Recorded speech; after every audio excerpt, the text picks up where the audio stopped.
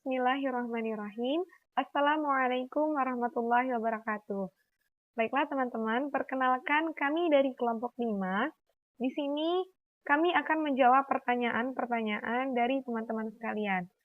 Baiklah, di sini saya bersama rekan saya yaitu Nur Izzati. Untuk pertanyaan-pertanyaan materi pertama akan dijawab oleh saya sendiri. Baiklah, kita langsung masuk ke picture 3. Di sini ada pertanyaan dari Saudari Mita Tiarasari. Saudari Mita bertanya untuk pertanyaan yang pertama, pada picture 3, diagram lingkaran tersebut menunjukkan dalam jangka waktu berapa lama dan pada tanggal dan tahun berapa penelitian tersebut dilakukan, dan apakah tidak ada perubahan yang terjadi dari tahun ke tahunnya. Baiklah, di sini akan saya jawab. Di sini telah diperlihatkan pada picture 3, ini adalah ringkasan dari penggunaan bahan bakar di wilayah Chili. Nah, di sini disebutkan vehicle distribution per combustible tip in Chile, INE 2016. Jadi, data ini diperoleh dari INE. INE itu adalah sebuah lembaga yang meneliti tentang transportasi di Chili. Ini didapatkan pada data ke tahun 2016. Lalu, penelitian ini dilakukan pada tanggal 25 Mei 2018. Jadi, ringkasan dari diagram ini adalah menunjukkan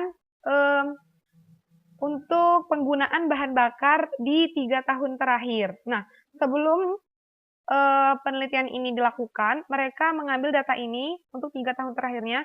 Untuk perubahannya dari tahun ke tahun, mereka mendapatkan kesimpulannya ini, pasti ada perubahannya.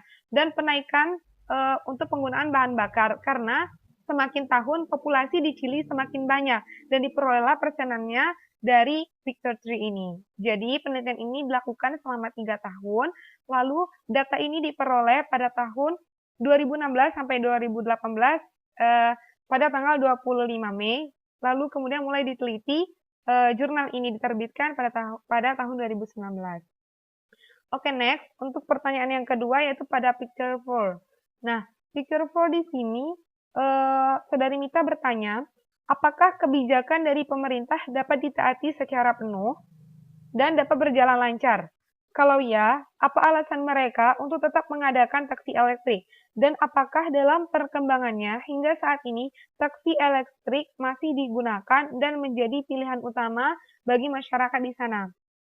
Baiklah, saya akan jelaskan bahwa kebijakan emisi yang diberlakukan oleh pemerintah Chili ini harus dijalankan dengan tepat oleh masyarakat Chili.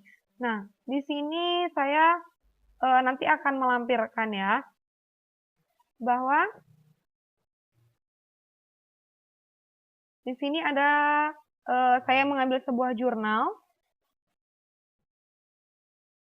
Nah, ini adalah kebijakan emisi dari mobil-mobil yang ada pada mesin listrik, diesel engine, dan advanced diesel engine. Nah, ini adalah kebijakannya. Bisa kita lihat kebijakannya itu rentangnya sangat tinggi, antara 9 sampai 12, 8 sampai 11, 8 sampai 11, dan di sini ada 2 untuk yang gas. Nah, sedangkan pada kebijakan emisi yang di Chili ini, mereka hanya menetapkan paling tinggi itu untuk LPG engine, yaitu sekitar 5,5. Nah, jadi karena pembuatan mesin ini harus benar-benar ekstra, oleh karena itu para distributor atau para pembuat mesin conventional diesel engine, advanced diesel engine, dan LPG engine, ya teman-teman, conventional diesel engine, advanced diesel engine, dan LPG engine, mereka harus bekerja keras untuk membuat mesin mereka mengeluarkan gas buangan yang sedikit dengan ditentukannya oleh pemerintah Chili ini. Nah, karena ini agak menyulitkan mereka membutuhkan biaya yang sangat besar, oleh karena itu mereka menuruti adanya energi terbarukan ini dengan electric vehicle ini. Nah, jadi dengan electric vehicle ini juga menunjang untuk penjualan mesin EV, karena pada gambar 3 tadi dijelaskan bahwa pangsa EVs itu sangat rendah. Penjualan untuk mesin elektrik vehicle itu sangat rendah karena banyak orang yang tidak menggunakannya. Lalu di sini ditanyakan, Kalau ya, apa alasan mereka untuk tetap mengadakan taksi elektrik? Nah, tujuan jurnal ini adalah untuk mengurangi emisi CO2 di Chili. Nah, jika mereka tetap menggunakan taksi elektrik seperti ini, terus-menerus, CO2 mereka akan tetap ada dan bahan bakar fosil mereka akan tetap habis. Namun jika mereka menggunakan taksi elektrik, maka pengurangan emisi CO2 akan sangat menurun dan masalah ini bisa teratasi. Nah, itu makanya menjadi pilihan mengapa taksi elektrik ini tetap digunakan di wilayah Chili. Selanjutnya kita masuk ke gambar keempat masih. Itu pertanyaan dari Saudari Yuyun Lestari. Nah, Saudari Yuyun Lestari di sini bertanya, pada gambar 4, kebijakan emisi polutan yang diberlakukan oleh pemerintah Chili pada tahun 2012, mengapa standar mengeluarkan CO, NOx, HC, PM, dan CH4 berbeda-beda di setiap mesin? Yang pertama mesin konvensional diesel engine, lalu adventure diesel engine, dan LPG engine yang digunakan taksi di Chili. Dan mengapa standar mengeluarkan CO pada LPG engine lebih besar dibandingkan dua mesin lainnya, ya, yaitu sebesar 5,5 gram per kW. Nah, di sini akan saya lampirkan lagi sebuah jurnal. Nah, di sini saya akan jelaskan. Nah, mesin diesel di sini menggunakan bahan bakar solar, teman-teman. Nah, di sini dijelaskan, ini saya mengambil jurnal dari jurusan Teknik Mesin Fakultas Teknik Universitas Negeri Semarang. Nah, di sini disebutkan oleh mereka bahwa mesin diesel selain mempunyai keunggulan, dia mempunyai juga beberapa kelemahan. Di antaranya berkaitan dengan pencemaran udara, yaitu emisi jelaga atau masalah utama itu seperti kayak asap, lalu nitrogen oksida atau NOx. Ini emisi NOx-nya sangat tinggi, lalu HC dan CO, serta partikular matter yang saya jelaskan kemarin itu adalah singkatan dari partikel. Dan PM inilah yang mempunyai pengaruh lebih besar bagi manusia dibandingkan pencemar udara lain. Kandungan PM itu ada sulfat, nitrat, amonia, natrium klorida, karbon, debu mineral, dan air. Nah, PM di sini terdiri dari campuran yang kompleks antara partikel padat dan cair dari bahan organik dan anorganik. Oleh karena itu, di sini PM akan berisiko menimbulkan penyakit asma dan juga infeksi saluran pernapasan atau ISPA. Itu tingkat kematiannya sangat tinggi ya teman-teman untuk ISPA, pasti kalian sudah tahu. Lalu selanjutnya, saya mengambil jurnal yang kedua. Ini saya ambil jurnal dari Badan Litbang Perhubungan oleh Tri Kusumangningsih dan Veronica Sekar Purningsih. Nah, di sini mereka menjelaskan apa saja akibat-akibat yang ditimbulkan oleh gas buangan. Nah, saya jelaskan dulu bahwa mesin diesel atau yang tadi ya, mesin diesel konvensional diesel engine, lalu adventure diesel engine dan LPG engine, mereka itu mengeluarkan gas buangan. Nah, gas buangannya tuh itu tadi CO, NOx yang saya jelaskan seperti video saya kemarin. Kalau di sini saya akan menjelaskan apa saja bahaya-bahaya yang ditimbulkan oleh gas buangan tersebut. Yang pertama di sini CO karbon monoksida. Nah, karbon monoksida ini merupakan senyawa yang tidak berbau, tidak berasa, dan pada suhu udara normal, dia berbentuk gas yang tidak berwarna. Tidak seperti senyawa lain, CO mempunyai potensi bersifat racun yang berbahaya, karena mampu membentuk ikatan yang kuat, ikatan molekulnya kuat, dan pigmen, hemoglobin. Nah, jadi dia tuh merusak sel darah kita, teman-teman. Lalu selanjutnya NO2, ini bisa juga dengan NOx. Di sini NOx bersifat racun, terutama terhadap paru, karena kadar NO2 yang lebih tinggi dari 100 ppm dapat mematikan sebagian besar binatang percobaan, dan 90% dari kematian tersebut disebabkan oleh gejala pembengkakan paru. Nah, jadi pada NO ini bisa merusak organ paru kita, teman-teman. Lalu selanjutnya di sini saya menemukan HC. HC di sini hidrokarbon. Hidrokarbon di udara akan bereaksi dengan bahan-bahan lain dan akan membentuk ikatan baru. Jadi dia sudah terbang-terbang ke awan, dia tuh bercampur dengan bahan-bahan lain, teman-teman. Lalu dia akan membentuk ikatan baru yang disebut plicyl aromatic hydrocarbon atau PAH yang banyak dijumpai di daerah industri dan padat lalu lintas. Itu biasanya kayak asap-asap cerobong. Itu limbah yang sangat bahaya untuk kita hirup. Nah, bila pH ini masuk dalam paru-paru, akan menimbulkan luka dan merangsang terbentuknya sel-sel kanker. Nah, itu adalah sebagian dari penjelasan bahaya dari gas buangan. Gas buangan dari mesin-mesin tadi ya, teman-teman. Di sini saya juga mengambil jurnal yang ketiga. Nah, di sini terlihat bahwa untuk advanced diesel engine dan konvensional diesel engine, mereka karena masih mesin diesel ya teman-teman, jadi mereka tuh bahan bakarnya solar.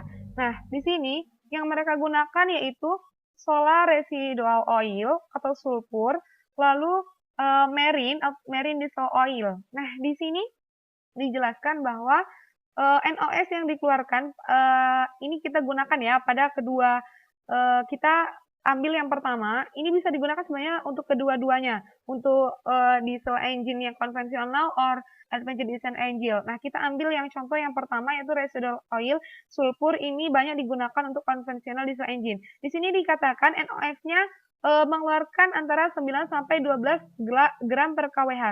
Sedangkan pemerintah di Chili menetapkan ini hanya boleh mengeluarkan 5 gram per kWh, setengahnya ya teman-teman. Lalu selanjutnya,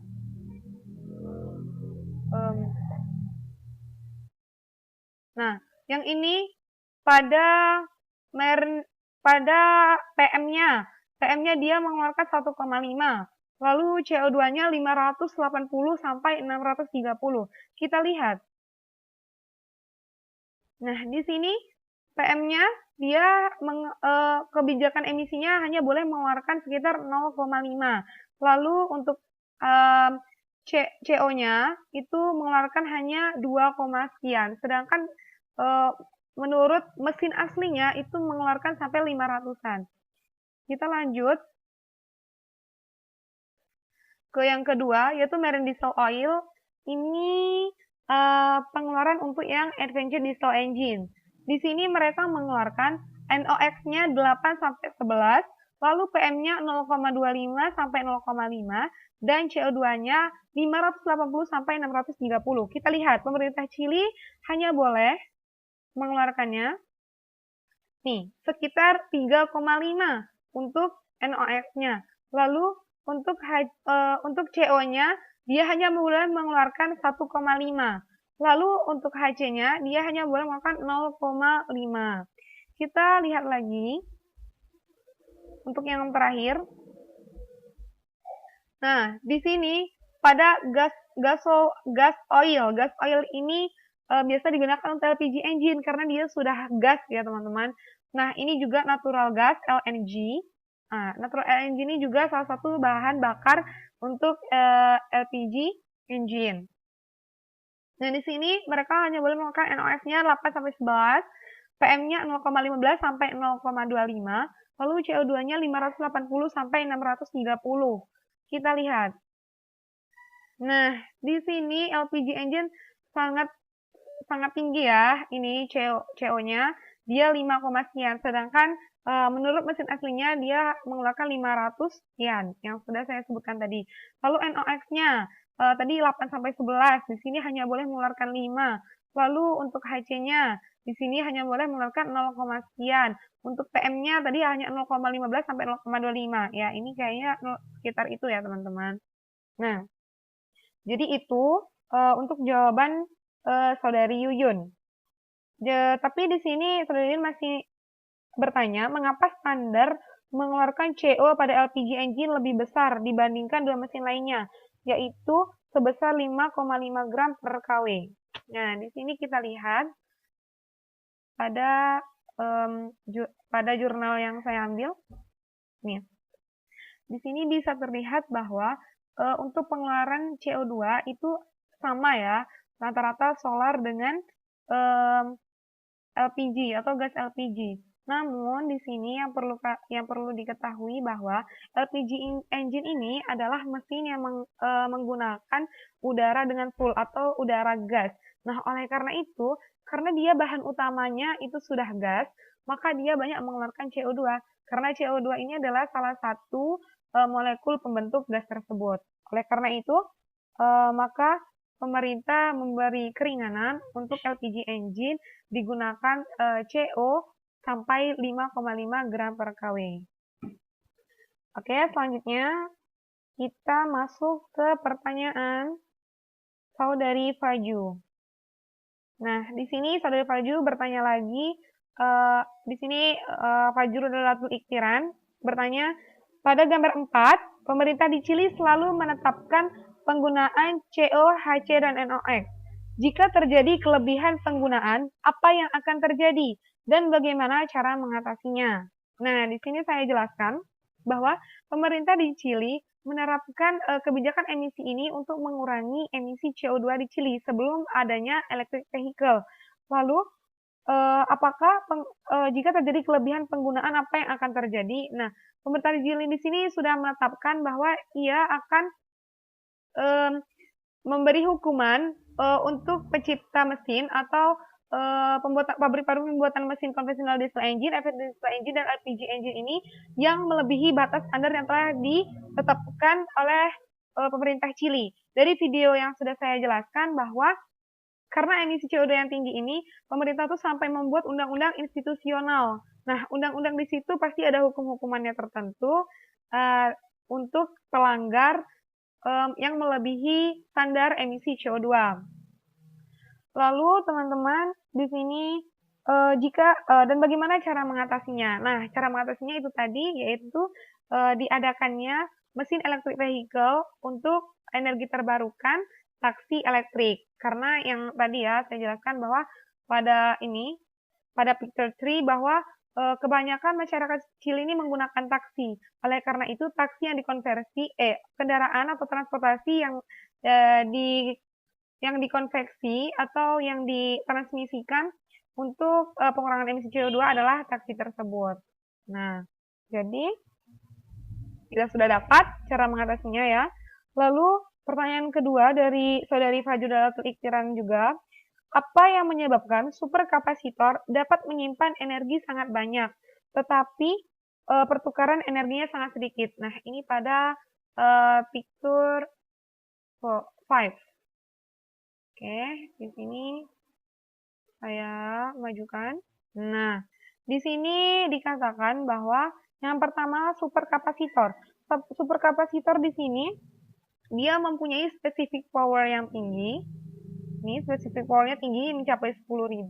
Namun spesifik energinya dia sangat sedikit. Dia untuk melakukan pertukaran dari power yang dia punya menuju energi itu sangat sedikit. Itu apa yang menyebabkannya? Di sini saya sudah mempunyai jurnal yang sudah saya ambil.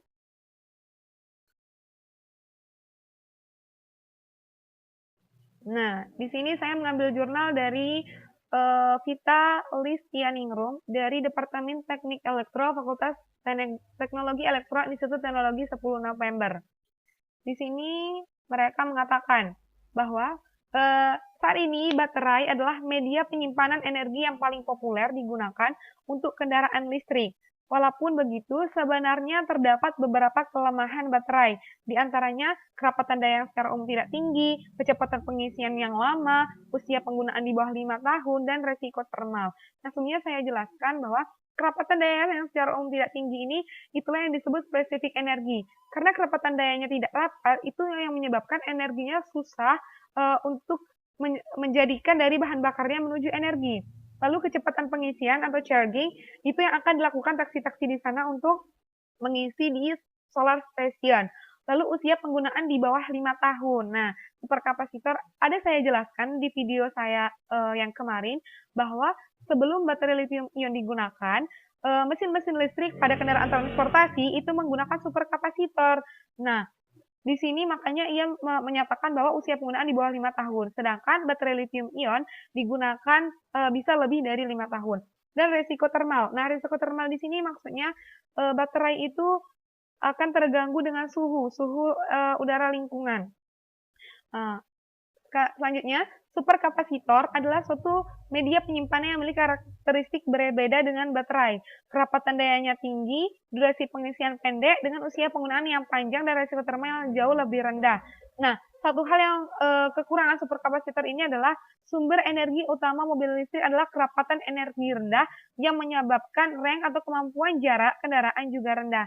Nah, jadi di sini yang menyebabkannya kenapa pertukaran energi atau spesifik energi pada superkapasitor itu sangat rendah, yaitu kerapatan energinya yang rendah, sehingga mengakibatkan range atau kemampuan jarak itu adalah kemampuan dia untuk menggerakkan roda penggeraknya, sehingga dia tidak bisa mencapai 150 km per harinya mobil tersebut jika menggunakan superkapasitor.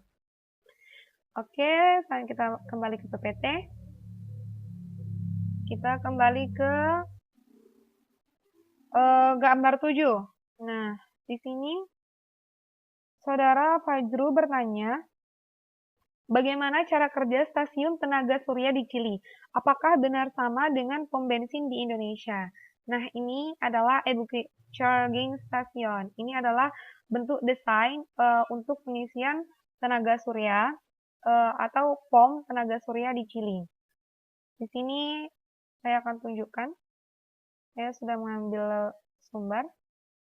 Nah, ini adalah contoh dari kerja stasiun tenaga surya.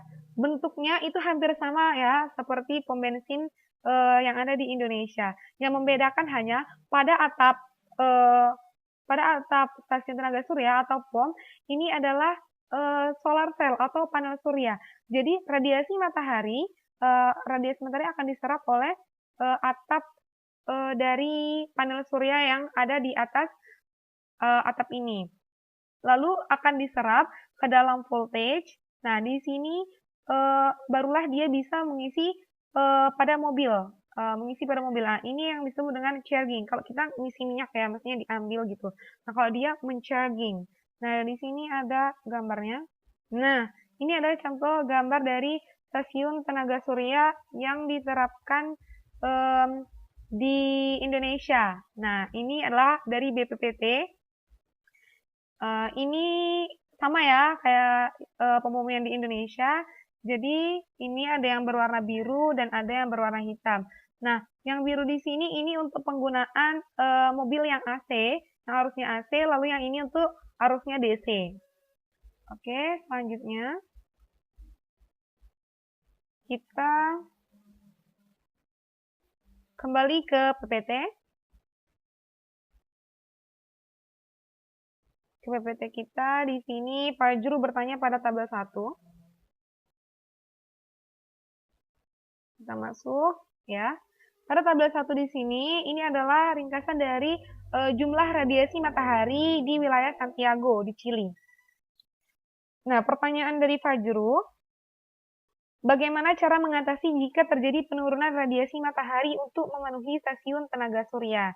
Nah, sebelumnya di video saya sudah saya jelaskan, sebelum dibangunkannya stasiun tenaga surya di Santiago ini, nah, mereka sudah mencari tempat yang mana radiasinya itu naiknya tidak terlalu drastis dan turunnya tidak terlalu drastis. Jadi konstan. Nah, tidak konstan tapi penurunannya itu tidak terlalu jauh gitu teman-teman. Nah, jadi di sini mereka mendapatkanlah Santiago ini untuk solusi bagaimana terjadinya jika ada radiasi matahari yang tinggi ataupun yang rendah.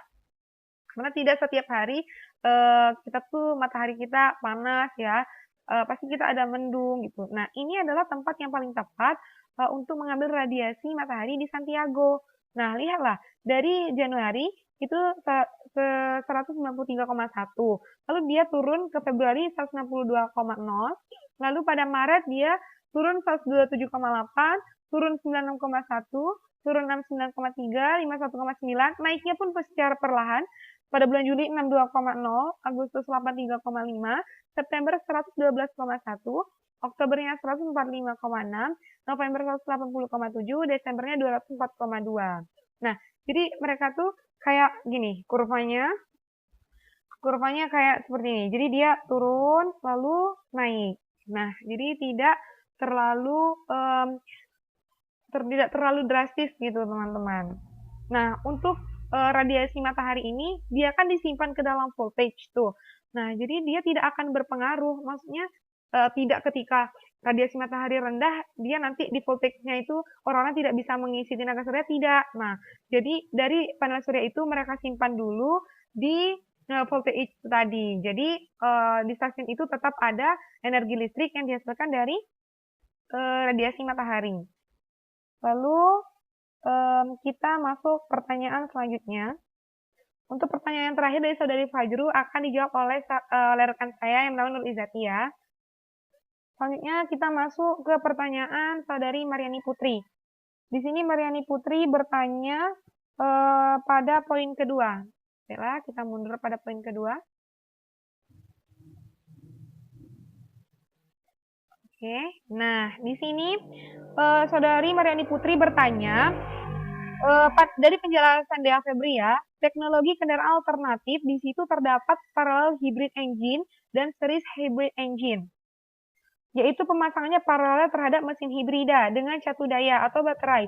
Pertanyaannya, apakah cara ini tidak menggunakan radiasi matahari seperti yang dipasang secara seri? Jelaskan. Nah, ini saya jawab dulu. Jadi perlu diketahui teman-teman sekalian bahwa untuk semua tipe keempat tipe ini menggunakan radiasi matahari, yang membedakan hanya proses pemasangannya saja. Untuk parallel hybrid engine, mereka dipasang secara paralel dengan catu daya dan mesin hibrid. Untuk series hybrid engine, mereka memasangkan secara seri mesin hibrid dan juga catu daya. Lalu untuk yang series or parallel, mereka menggabungkan antara paralel dan juga series, dan kompleks ini mereka mencampurkan semuanya, parallel, series, dan juga series paralel. Semuanya menggunakan radiasi matahari ya teman-teman. Selanjutnya, untuk series hybrid engine, pemasangannya seri terhadap catu daya, dan juga mesin hibrid. Dari penjelasan Dea, ketika radiasi matahari tinggi, dia berfungsi untuk mengisi catu daya, dan ketika radiasi matahari rendah, mengisi mesin IC. Bisakah kalian ilustrasikan dengan gambar kenapa hal ini bisa terjadi? Dan untuk menghitung radiasi matahari tinggi atau rendah tersebut, berdasarkan dari apa? Apakah dari jumlah radiasi yang diterima atau masuk? Oke, di sini saya sudah menyiapkan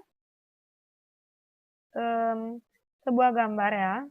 Nah, ini adalah ilustrasi bagaimana sistem kerja dari pengisian dari radiasi sinar matahari yang dimasukkan ke tipe series hybrid engine. Nah, series hybrid engine ini kan menyatakan ketika radiasi matahari tinggi, dia akan mengisi catu daya atau baterai. Namun ketika radiasi rendah, dia mengisi mesin IC.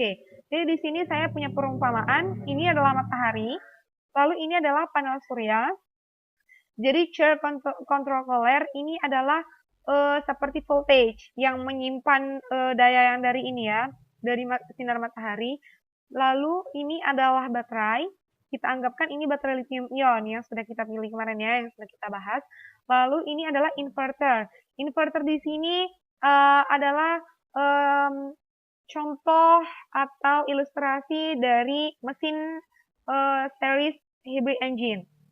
Nah, jadi ketika radiasi matahari tinggi ataupun radiasi matahari rendah, dia akan tetap terserap oleh panel surya. Nah, ketika radiasi matahari tinggi, maka dia akan cepat penyerapannya, sehingga jalannya pun untuk menuju baterai atau inverter itu juga semakin cepat. Jadi dia seperti ini. Ketika radiasi matahari tinggi, dia akan panas, lalu dia langsung masuk ke charge control collar, lalu dia langsung masuk ke baterai. Dia akan langsung mengisi baterai, akan langsung menghasilkan energi listriknya. Nah, di sini dia menjadi arus DC ya di sini. Dia akan langsung mengisi baterai. Nah, namun ketika matahari radiasi rendah, dia akan berjalan dengan lambat dan masuk charge control collar, dia masuk ke baterai, dia hanya melewatkan saja. Nah, lalu dia langsung masuk ke inverter untuk menjadikannya AC atau ini series hybrid engine. Jadi perlu diketahui teman-teman bahwa arus listrik itu mengalir dari tempat yang tinggi menuju tempat yang rendah, sama seperti aliran air.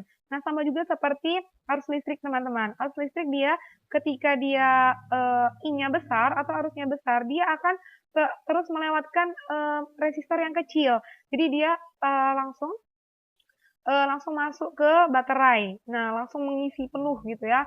Tapi ketika matahari tinggi, dia akan langsung bekerja dengan lambat dan dia hanya masuk ke series hybrid engine. Jadi inilah yang menyebabkan tidak efektifnya menggunakan series hybrid engine. Kan matahari itu berjalan teman-teman. Kadang dia tuh panas ya, kadang dia tuh panas terus di tengah-tengah tuh dia tertutupi awan. Nah, itu yang menyebabkan radiasi matahari tinggi dan radiasi matahari rendah. Oke, selanjutnya kita kembali ke PPT. Lalu dia juga bertanya, untuk menghitung radiasi matahari tinggi atau rendah tersebut, itu berdasarkan dari apa? Dari jumlah radiasi yang diterima atau masuk? Ya, dari jumlah radiasi yang ditangkap oleh panel surya tadi. Nah, di situ seperti ada pada kelompok Danila, dia tuh mempunyai mesin yang bisa menghitung radiasi matahari. Nah, di panel surya itu ada di situ ada seperti layar, itulah yang menunjukkan menghitung berapa radiasi matahari yang masuk dan atau yang diterima. Oke, kita lanjut ke pertanyaan dari saudara Wahyu. Saudara Wahyu bertanya, dia menjelaskan bahwa di Chili mereka merencanakan untuk membuat mesin EV dengan tipe yang cocok. Ada 4 tipe dan tipe yang keempat yang paling efisien. Pertanyaan saya, apakah pada tipe 4 memiliki kekurangan? Jika ada, tolong jelaskan. Baiklah, saudara Wahyu. Di sini saya akan menjelaskan bahwa untuk keempat tipe ini, sebelum tipe keempat digunakan, mereka menggunakan ketiga tipe. Dan ketiga tipe ini memiliki kekurangan. Nah, oleh karena itu disempurnakanlah pada tipe keempat. Jadi pada tipe keempat ini mereka tidak punya kekurangan, kerjanya efisien dan harganya terjangkau. Karena hanya dua aspek ini ya yang mempengaruhi kelebihan dan kekurangan pada tiga tipe ini. Jadi ini tidak ada kekurangan ya, Saudara Wahyu. Selanjutnya kita masuk ke pertanyaan dari Astuti. Ini hampir berhubungan dengan pertanyaan Saudara Wahyu. Dia bertanya, langsung saja, di bagian 2 teknologi kendaraan alternatif itu kan ada 4 bagian. Apakah 4 bagian tersebut ada kekurangan dan kelebihannya? Jika ada, sebutkan kesulitan dalam 4 bagian tersebut. Nah, di sini kemarin sudah saya jelaskan, mungkin kurang kompleks ya, saudari. Di sini saya akan menjelaskan bahwa pada parallel hybrid engine, dia dihubungkan secara paralel antara catu daya dan juga mesin hibridnya, sehingga dia di sini bekerja seperti mesin IC biasa. Lalu pada jadi dia kelemahannya dia agak murah, harganya terjangkau, namun sistem kerjanya tidak efisien, sama aja kayak mesin-mesin solar gitu. Nah, terus kita lanjut untuk yang kedua, ini adalah series hybrid engine. Di sini mereka menggunakan series atau dipasangkan secara seri. Nah, jadi di sini sama, dia agak murah, harganya terjangkau, cuman yang saya sebutkan tadi bahwa dia tidak memaksimalkan kerja baterai. Baterai lithium-ion itu mahal, teman-teman. Nah, jadi kalau dipakai setengahnya saja, itu rugi. Nah, gitu. Tapi kerjanya di sini efisien. Dia kerjanya lebih efisien dari parallel hybrid engine. Tetapi harganya kurang terjangkau. Lalu lanjut, harganya kurang terjangkau tadi karena mesinnya tidak digunakan secara maksimal ya teman-teman, jadi rugi gitu. Nah, terus tuh lanjut yang ketiga yaitu series parallel hybrid. Nah, di sini mereka menggunakan antara paralel dan series. Ini menggunakan biaya yang sangat banyak teman-teman. Nah, setelah mereka gunakan di sini harganya tuh sangat mahal dan mereka efisien penggunaannya, cukup baik diterapkan di electric vehicle. Namun karena harganya menjulang tinggi, ini menjadi kekurangan dari tipe ketiga ini. Lalu tipe yang keempat, ini adalah kompleks hybrid. Ini kelebihannya harganya efisien dan juga sistem kerjanya itu maksimal. Nah, karena apa? Karena pada kompleks hybrid ini mereka menggabungkan ketiga tipe ini, di mana ketiga sehingga tipe ini dibutuhkan sangat sedikit. Nah, jadi tidak mengeluarkan biaya yang terlalu banyak. Untuk kekurangannya, pada jurnal ini tidak dijelaskan, berarti ini sangat efisien digunakan pada electric vehicle. Oke, selanjutnya kita lanjut ke pertanyaan Saudari Hikmah. Di sini Saudari Hikmah bertanya, dari penjelasan yang disampaikan oleh Saudari Dea mengatakan bahwa electric vehicle itu tidak dapat digunakan untuk perjalanan jauh. Sedangkan di sana dijelaskan tentang tempat pengisian bahan bakar surya. Jadi, apakah electricity vehicle dapat menggunakan bahan bakar surya juga? Kita masuk ke picture 7. Nah, oke. Jadi, Hikmah bertanya, apakah electric vehicle dapat menggunakan bahan bakar surya juga? Baiklah, Saudari Hikmah, di sini electric vehicle adalah mesin listrik. Nah, mesin listrik yang digunakan oleh pemerintah di Chili atau pada jurnal ini yang diteliti, mereka menggunakan energi terbarukannya itu dari sinar matahari. Nah, electric vehicle ini bisa menggunakan listrik, tapi kalau dia menggunakan listrik, sama saja dia tidak mengurangi emisi CO2. Sedangkan emisi CO2 itu faktornya karena tingkatnya permintaan listrik. Nah, jadi mereka tuh menggunakan sistem energi terbarukan itu adalah energi listrik diambil dari tenaga surya. Oleh karena itu, mereka membangun stasiun tenaga surya ini untuk persediaan listrik untuk mesin electric vehicle. Ini mesin-mesin electric vehicle-nya ya, teman-teman. Lalu di sini tanya lagi, tapi jika ia bisa menggunakan bahan bakar surya, mengapa ia tidak bisa digunakan untuk perjalanan jauh? Baiklah, Saudari Hikmah, di sini yang saya temukan dari beberapa sumber bahwa kendaraan transportasi yang menggunakan electric vehicle atau mesin listrik yang mempunyai kecepatan paling jauh itu baru ditemukan di Chili ini, yaitu mencapai 150 km per harinya. Seperti yang kita lihat pada video kelompok Mariani Putri, itu juga menggunakan electric vehicle, namun dia langsung menggunakan papan surya, panel surya di atasnya. Itu yang disebut mobil Chiare ya. Nah, mobil Chiare itu hanya mampu 27,5 km. Dan mobil-mobil yang lain yang seperti di Cina, lalu di Jepang itu tidak sampai mencapai 50 km per harinya. Nah, sedangkan untuk electric vehicle ini, dia bisa menggunakan sampai 150 km per harinya. Nah, itu sudah sangat jauh dari Hikmah. Lalu, di sini ditanyakan lagi, dan apakah kendaraan tersebut hanya bisa diisi bahan bakarnya di tempat tertentu atau jika sepanjang jalan? Iya, di sinar matahari bahan bakarnya tetap akan terisi. Ya, dia hanya bisa diisi di stasiun tenaga surya ini. Makanya untuk pembangunan stasiun tenaga surya ini penelitiannya terus dikembangkan seperti yang poin yang saya sebut sebelumnya. Karena dia terus mencari mana sih radiasi matahari yang penurunannya itu tidak terlalu drastis dan kenaikannya tidak terlalu drastis. Maka ia ditemukan solar ini. Dan dia chargingnya atau pengisian listriknya itu di tempat ini atau solar station. Nah, kenapa dia tidak bisa mengisi bahan bakarnya ketika sepanjang jalan? Karena sistem electric vehicle ini tidak menggunakan panel surya seperti mobil Chiare yang ada di jurnal Saudari Mariani Putri. Nah, kalau menggunakan mobil Chiare, dia bisa langsung menyerap radiasi matahari, diasumsikan ke dalam mesinnya, lalu diubah menjadi energi listrik. Nah, sedangkan pada mesin yang saya jelaskan di sini, dia menggunakan baterai lithium ion dan juga tipe complete hybrid, di mana di sini dia mengisi, jadi dia mengisi di sini ya, ini mobil-mobilnya datang ke pom ini ya, pom tenaga surya, lalu diisi energi listriknya diisi sampai penuh ke baterai lithium ionnya, lalu baterai lithium ini akan mengalirkannya ke mesin kompleks hibrid dan akan digerakkan untuk mesin penggeraknya. Di sini saya punya ilustrasi. Nah, ini adalah contoh dari sistem kerja yang disebutkan Saudari Hikmah ya, kenapa tidak bisa diisi bahan bakarnya ketika dia berjalan ya di bawah sinar matahari. Nah, jadi ini mobil yang kami gunakan yaitu taksi electric vehicle. Ini adalah gas station. Ini adalah full tank, ini engine mesinnya. Lalu ini penggeraknya di sini household electricity atau rumah listriknya dan ini gas stationnya. Nah, ini adalah baterai lithium ion. Jadi dia masuk ya. Ini adalah full tank.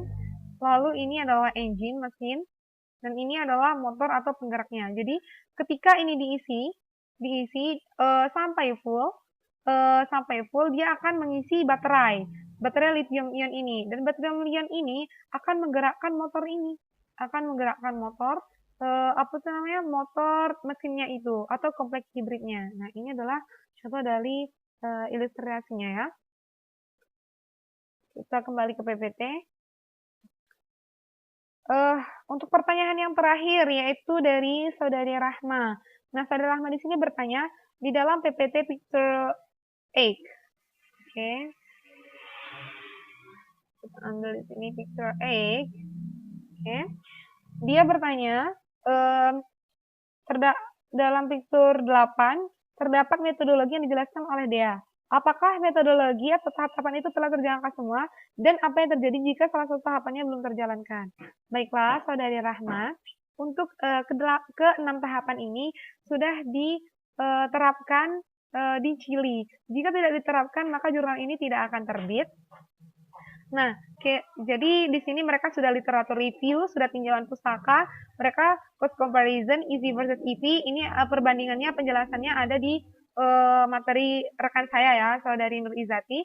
Lalu requirement for a full electric Nissan V16 flat, dia mencari persyaratannya, sudah dilakukan. Potential of Santiago for NCRI, mereka mencari lokasi yang cocok untuk dibangunkan tenaga surya. Mereka lihat potensinya.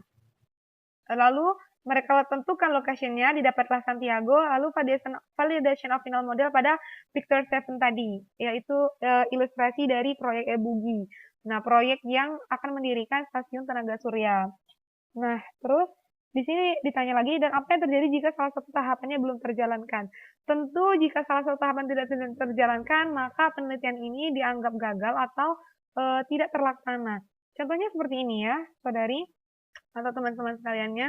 Misal dia sudah menjalankan literatur review, lalu mereka sudah membandingkan harga EV versus EV, sudah mencari persyaratan full electric, sudah mencari potensialnya, namun lokasinya tidak dicari, maka dia akan berhenti sampai sini saja dan tahapnya tidak akan berlanjut. Oke? Nah, baiklah teman-teman sekalian, materi pertanyaan-pertanyaan selanjutnya akan dijawab oleh rekan saya yaitu Nur Izati. Sekian dari saya, semoga bisa dipahami, semoga bermanfaat bagi kita semua. Assalamualaikum warahmatullahi wabarakatuh. Assalamualaikum warahmatullahi wabarakatuh. Selamat pagi teman-teman semuanya. Apa kabar? Semoga sehat dan selalu dalam lindungan Allah Subhanahu wa taala. Oke, nama saya Nurizati. Di pertemuan kedua kali ini saya akan mencoba menjawab pertanyaan dari teman-teman semua, yaitu mengenai jurnal internasional kami yang berjudul yaitu Solar Electricity Production and Taxi Electrical Physical Comparison in Chile. Baik, mari kita simak PT berikut ini. Nah, di sini untuk pertanyaan pertama dari saudari Ririn Sundari, yaitu mengenai result and discussion atau hasil dan diskusi. Nah, di sini saudari Ririn menanyakan apa perbedaan antara Nissan P16 atau kendaraan bensin ini dengan kendaraan listrik untuk biaya bahan bakarnya. Oke, terima kasih untuk saudari Ririn Sundari. Baik, di sini saya akan mencoba menjawab.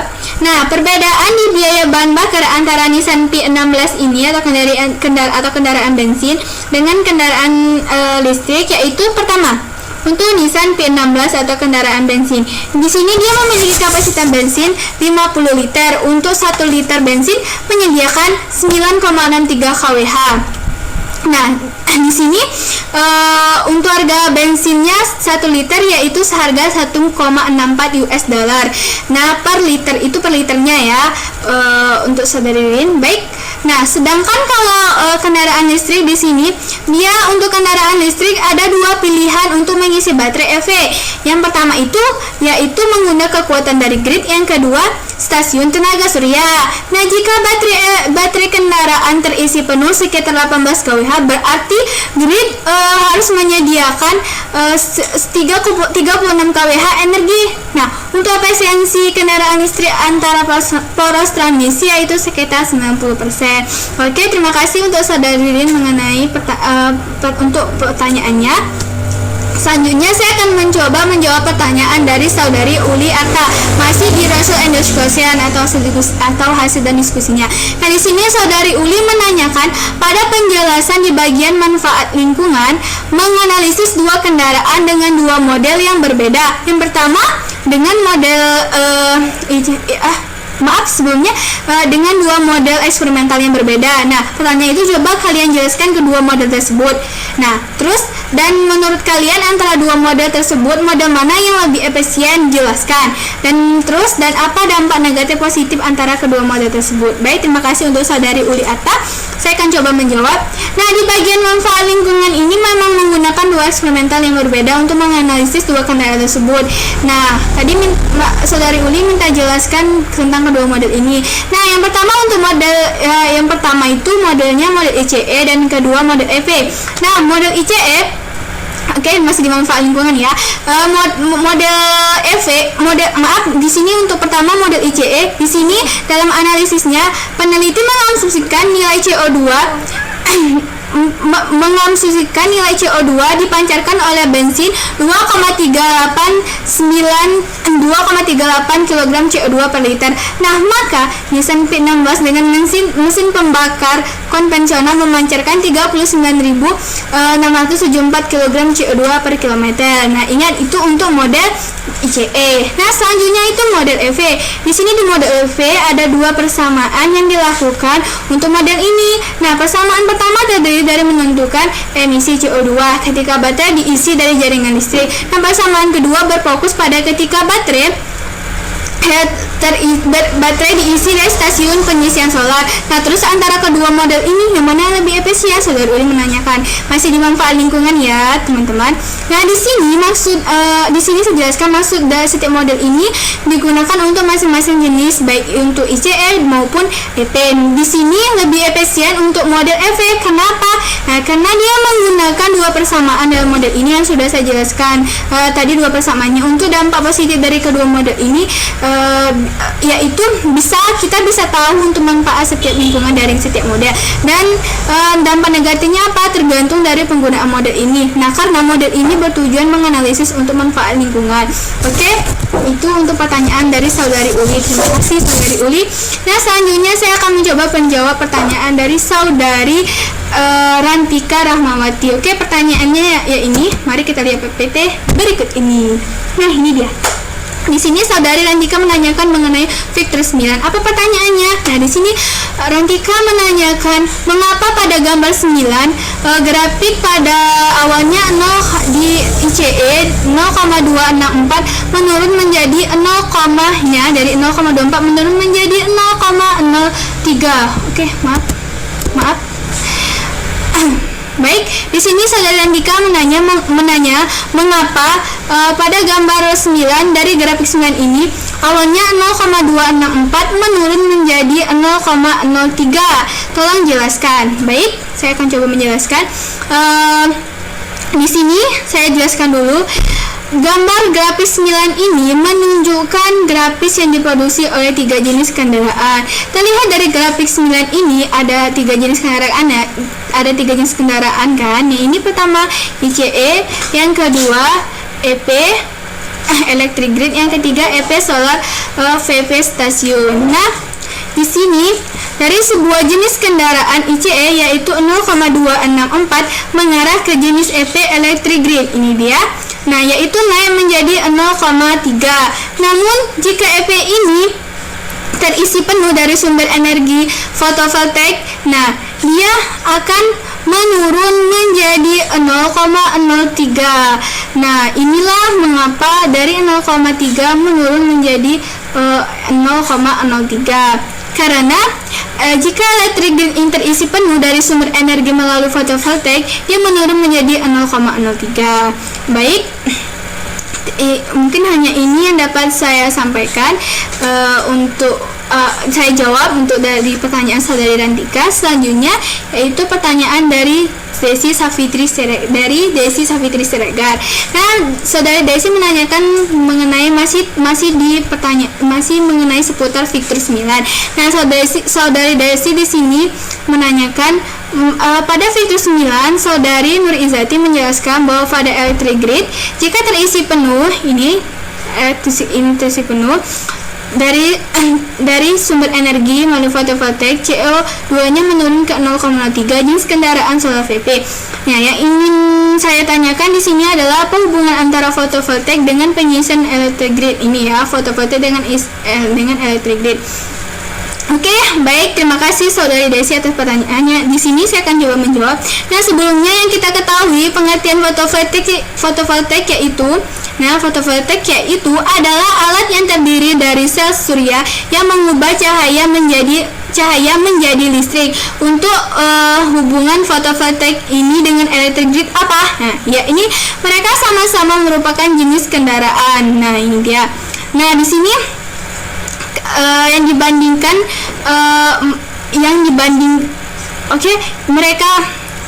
sebelumnya untuk hubungan fotovoltaik ini dengan electric grid apa? Nah, yakni mereka sama-sama merupakan jenis kendaraan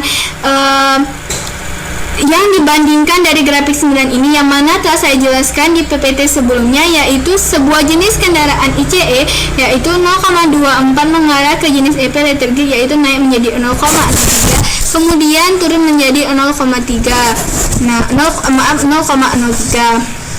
Baik, mungkin hanya ini saya dapat jawab pertanyaan dari Saudari Desi. Selanjutnya saya akan menjawab pertanyaan dari Saudari Nabila Saputri. Saudari Nabila menanyakan seputar di result and discussion mengenai di kendaraan listrik. Di sini di kendaraan listrik kan ada dua pilihan yang untuk mengisi baterai. Yang pertama kekuatan dari grid, yang kedua stasiun tenaga surya. Nah, pertanyaannya yang mana yang lebih efektif untuk digunakan? Terima kasih untuk Saudari Nabila Saputri. Di sini saya akan menjawab, emang di sini memang dua pilihan tersedia untuk mengisi baterai EP. Yang pertama menggunakan kekuatan dari grid, yang kedua yaitu menggunakan kekuatan yang kedua itu ke stasiun tenaga surya. Nah, yang mana lebih efektif yang digunakan? Yang lebih efektif yang digunakan di sini yaitu kekuatan dari grid. Kenapa? Karena di sini di kekuatan grid di sini di kekuatan grid penelitian menganggap baterai kendaraan listrik terisi penuh, nah sekitar 18 kWh, yang berarti bahwa grid harus menyediakan 36 kWh. Nah, selanjutnya efisiensinya antara baterai dan power transmisi itu adalah sekitar 90%. Oke, baik, itu untuk dari pertanyaan dari Saudari Nabila Saputri. Baik, yang selanjutnya yaitu dari Saudari Wahyu Rapandi Romlan. Nah, Wahyu masih di pertanyaan tentang fitur 9. Ini dia fitur 9. Saudari menanyakan di penjelasan Nur Izati pada gambar 9 ada 3 jenis kendaraan, yaitu ICE, EV electric grid, dan EV solar PV stasiun.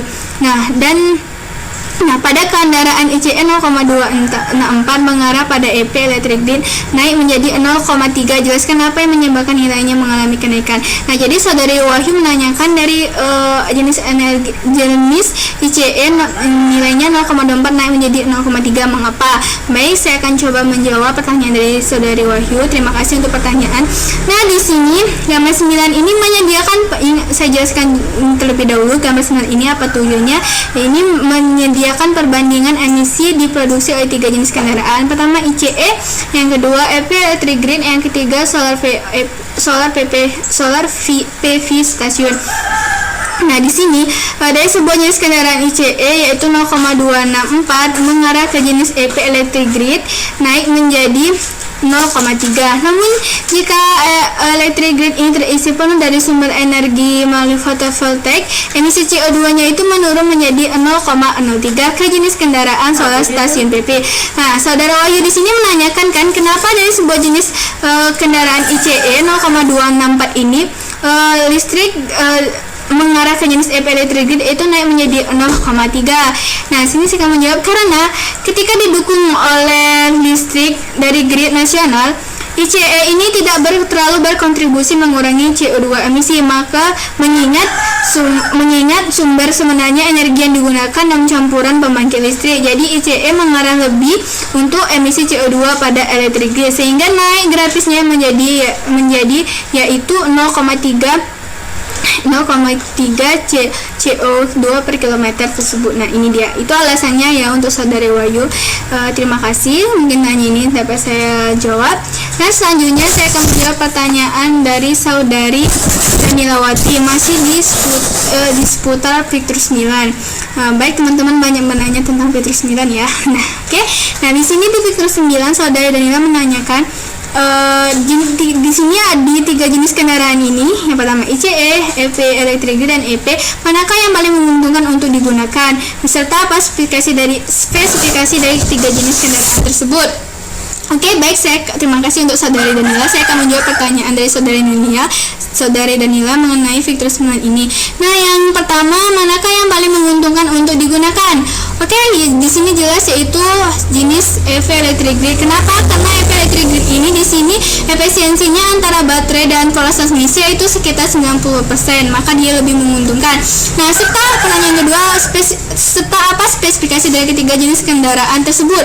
Di sini karena ketika didukung oleh dari grid nasional, ICE tidak terlalu berkontribusi mengurangi CO2 emisi, mengingat sumber sebenarnya energi yang digunakan dalam campuran pembangkit listrik. Jadi ICE mengarah lebih ke emisi CO2, ini dia naik menjadi 0,3. Nah, jika elektrik ini terisi penuh, maka dia akan turun ke menjadi nilainya 0,03 ke EP solar PP stasiun ini.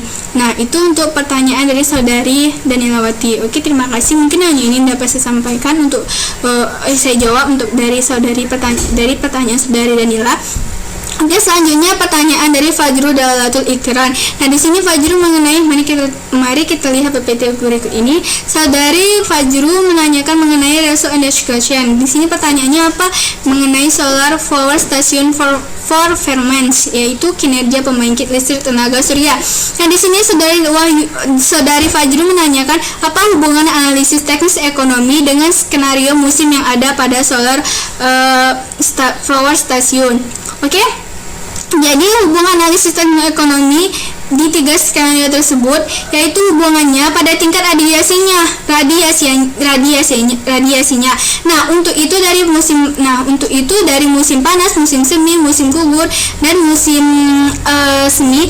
Di sini analisis teknik ekonominya dihubungkan setiap tingkat radiasi musim-musim tersebut. Oke, terima kasih untuk pertanyaan saudari Fajrul. Selanjutnya saya akan coba menjawab pertanyaan dari saudari Tribasda mengenai, yaitu mari kita lihat PPT berikut ini. Maaf, saya akan menjawab pertanyaan dari saudari Arafatusania. Nah, dia menanyai tentang alternatif fisikal teknologi. Nah, di sini saudari menanyakan, apakah fisikal teknologi ini dapat digunakan di negara Indonesia? Pada hubungan alternatif fisikal teknologi mana yang lebih efektif digunakan di daerah sini tersebut, dan berapa lama ketahanan dari baterai lithium ion? Sekian, terima kasih. Oke, baik, terima kasih untuk saudari Epa. Nah, untuk pertanyaan saudari Epa, saya akan coba menjawab. Nah, di sini yaitu untuk pertanyaan saudari Epa sangat bisa diterapkan di Indonesia. Kenapa? Karena ini sudah pernah diuji coba oleh Universitas Indonesia jurusan Teknik Mesin. Tentu yang lebih efektif penggunaan elektrik fisikal daripada internet combustion fisikal.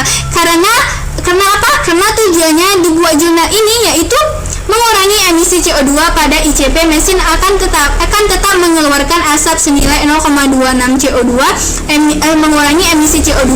Nah, pada ICP mesin akan pada ICP mesin akan tetap mengeluarkan asap senilai 0,264 CO2 emisi, sedangkan pada mesin EP menjadi 0,3 CO2 emisi. Nah, jadi sangat jauh pengeluaran CO2-nya jika dipakai mesin EP. Nah, untuk baterai lithium ion berapa ketahanannya? Jika baterai penuh bisa digunakan selama 4 tahun. Dan rekan saya jelaskan bahwa dalam videonya kekuatan dayanya mencapai 900 watt per kilogram dan kekuatan energi mencapai 160 sampai 180 Wh per kilogram. Sekian yang dapat saya jawabkan mengenai pertanyaan dari saudari Epa, alternatif fisikal teknologi. Oke, selanjutnya saya akan coba menjawab pertanyaan dari Tribasda. Oke, Tribasda menanyakan mengenai yaitu Victor 4. Ini yang saudari Basda tanyakan di gambar 4 ini disebutkan bahwa pemerintah menekan untuk emisi taksi hanya boleh mengeluarkan CO2 sekian persen. Nah, pertanyaannya, bagaimana cara untuk minimalisir pengurangan CO2 emisi pada taksi? Baik, di sini saya akan menjawab. Di sini cara meminimalisirkannya yaitu harus mencari energi terbarukan. Kenapa? Karena energi terbarukan di sini memenuhi kebutuhan energi. Hal ini karena mengurangi emisi CO2 gas rumah hijau. Dengan demikian juga mengurangi konsentrasi partikel populasi dan asap di kota. Baik, terima kasih. Itu untuk saudari. Emisi polutan yang diberlakukan oleh pemerintahan Chili 2012 berpengaruh untuk energi terbarukan dan pengurangan emisi CO2. Sekian, terima kasih saudari Atika. Baik, saya akan coba menjawab ya dari saudari Atika. Dan di sini saya akan menjawab. Di sini jelas sangat berpengaruh. Di sini dari kebijakan saja CO2 yang dikeluarkan masih banyak. Nah, makanya walaupun pemerintah sudah menetapkan kebijakan untuk pengeluaran emisi CO2, kita harus tetap mencari energi terbarukan. Kenapa? Karena kalau kita mengandalkan kebijakan itu, bahan bakar fosil itu tetap habis dan emisi CO2 tidak akan berkurang tanpa energi terbarukan. Dan selanjutnya, karena energi terbarukan untuk memenuhi kebutuhan energi dalam cara yang lebih berkelanjutan. Hal ini akan mengurangi emisi gas rumah hijau, dengan demikian juga mengurangi konsentrasi partikel polusi dan asap di kota. Oke, mungkin hanya ini yang dapat saya jawab dari pertanyaan teman-teman semua. Kurang dan lebih saya mohon maaf. Saya akhiri dengan wabillahi taufiq wal hidayah. Wassalamualaikum warahmatullahi wabarakatuh.